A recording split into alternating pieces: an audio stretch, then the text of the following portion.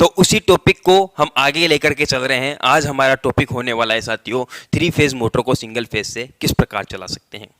सबसे पहले तो सवाल ये आता है कि सर क्या चला सकते हैं, क्या सर चला सकते हैं? तो उसका जवाब मैं दे दूं, जी हाँ चला सकते हैं, जी हाँ चला सकते हैं। रूल्स एंड रेगुलेशन है, उनको फॉलो कीजिए, आपकी मोटर चलेगी नहीं, दौड़ेगी आपकी मोटर।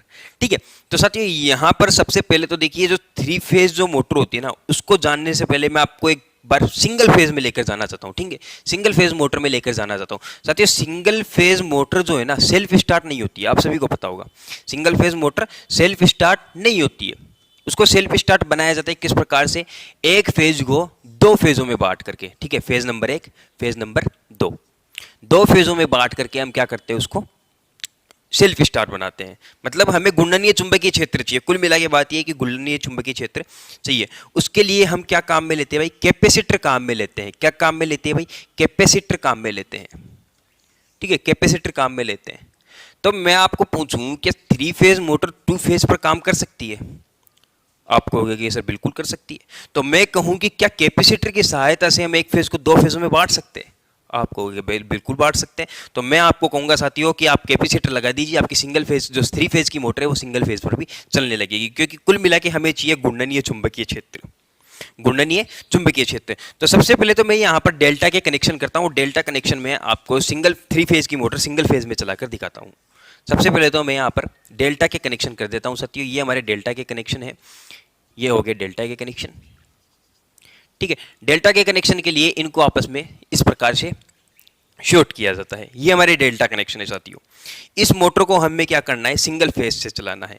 तो हमारे पास एक फेज आ गया और एक न्यूट्रल आ गया। ठीक है, एक फेज आ गया, न्यूट्रल आ गया। न्यूट्रल को हमें क्या करना है साथियों, डायरेक्टली हमें यहां पर इसमें जोड़ देना है। न्यूट्रल को डायरेक्टली किसी भी एक सिरे में जोड़ दीजिए, एक टर्मिनल में जोड़ दीजिए। इसके साथ यहां पर हमें एक कैपेसिटर इन दोनों टर्मिनलों में जोड़ देना है। ये हमने एक कैपेसिटर जोड़ दिया।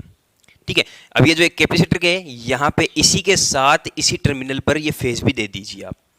कैपेसिटर क्या करेगा साथियों, कैपेसिटर ये कैपेसिटर एक फेज को दो फेजों में कन्वर्ट करेगा, जो कि इन 2 वाइंडिंगों में जाएगा। और यहां पर 2 वाइंडिंगों में जाती है, हमें घूर्णनीय चुंबकीय क्षेत्र देखने को मिलेगा, जो कि हमारी मोटर इससे चल जाएगी। ठीक है, इससे चल जाएगी। साथियों ये तो होती है क्लॉकवाइज के लिए। अगर मोटर को क्लॉकवाइज का मतलब घड़ी की दिशा में, घड़ी की दिशा में अगर मोटर को घड़ी की दिशा में चलाना है तो हम इसका प्रयोग कर सकते हैं। ठीक है साथियों, अगर हमें मोटर को घड़ी की दिशा में चलाना है तो हम डेल्टा का प्रयोग करेंगे। अगर हमें मोटर को एंटी क्लॉकवाइज चलाना है तो हम स्टार का प्रयोग करेंगे, हम स्टार का प्रयोग करेंगे। अब स्टार के कनेक्शन किस प्रकार से किए जाते हैं, कुछ इस प्रकार से किए जाते हैं। ये हमने स्टार के कनेक्शन कर दिए भाई। ठीक है, ये स्टार के कनेक्शन, ये स्टार के कनेक्शन हो गए। वही न्यूट्रल को एक साइड इसमें दे दीजिए और वही कनेक्शन बाकी के उसी प्रकार से कीजिए। ये हमने कैपेसिटर जोड़ दिया और इसी के साथ हमने क्या कर दिया, फेज भी दे दिया। तो यहां पर भी क्या हुआ, एक फेज 2 फेजों में कन्वर्ट हुआ और मोटर चल जाएगी। और ये चलेगी साथियों एंटी क्लॉकवाइज, ये चलेगी एंटी क्लॉकवाइज। मतलब स्टार और डेल्टा का प्रयोग हमें कब करना है, जब हमें मोटर की घूर्णन दिशा परिवर्तन करनी हो। ठीक है, बदलनी हो। अगर क्लॉकवाइज घुमाना है तो डेल्टा का प्रयोग कीजिए, एंटी क्लॉकवाइज घुमाना है तो स्टार का प्रयोग कीजिए। इसी के साथ साथियों इसकी कुछ हानियां होती है। ठीक है, हानियां। अब साथियों 3 फेज की मोटर है, अगर आप इसको सिंगल फेज पर चला रहे हो तो एफिशिएंसी, दक्षता तो पूरी गई। ठीक है, दक्षता तो पूरी हट जाएगी, दक्षता तो पूरी हट जाएगी साथियों। दक्षता नाम की कोई चीज नहीं बचेगी, दक्षता बिल्कुल घट जाएगी, घटिया हो जाएगी। इसी के साथ साथियों अभी आप इसको 3 फेज की मोटर को सिंगल फेज पर चला रहे हैं तो यहां पर जो धारा होगी ना, धारा, मोटर धारा बहुत अधिक लेगी। बहुत अधिक का मतलब साथियों जो एफएलसी होगी, मतलब फुल लोड करंट होगी, उससे भी अधिक होगी। जैसे कि मान लीजिए फुल लोड करंट है, इसकी भाई 3 एम्पियर लेगी, कोई मोटर है 3 एम्पियर लेगी, तो आपकी ये जो मोटर है ना, नो लोड पर भी लगभग 5 एम्पियर लेगी, इतनी अधिक करंट लेगी।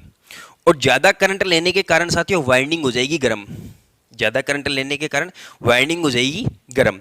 और अगर वाइंडिंग गर्म हो गई तो आपकी मोटर जल सकती है, आपकी मोटर जल भी सकती है, तो मोटर आपकी जल जाएगी। तो साथियों इस विधि का प्रयोग कर सकते हैं, लेकिन कब कर सकते हैं, जब बहुत ही ज्यादा इमरजेंसी हो, बहुत ज्यादा इमरजेंसी हो तो हम इसका प्रयोग कर सकते हैं। और एक चीज और याद रखना, ज्यादा देर तक हम इस विधि का प्रयोग नहीं कर सकते। तो ये थी साथियों आपकी आज की क्लास कि 3 फेज की मोटर को सिंगल फेज से कैसे चलाएं उम्मीद है समझ में आ गया होगा। वीडियो अच्छी लगी है तो लाइक कर दीजिए, चैनल को सब्सक्राइब कर लीजिए, बेल आइकन को ऑन कर लीजिए और अपने सभी साथियों में वीडियो को शेयर जरूर से कर दीजिए। धन्यवाद साथियों।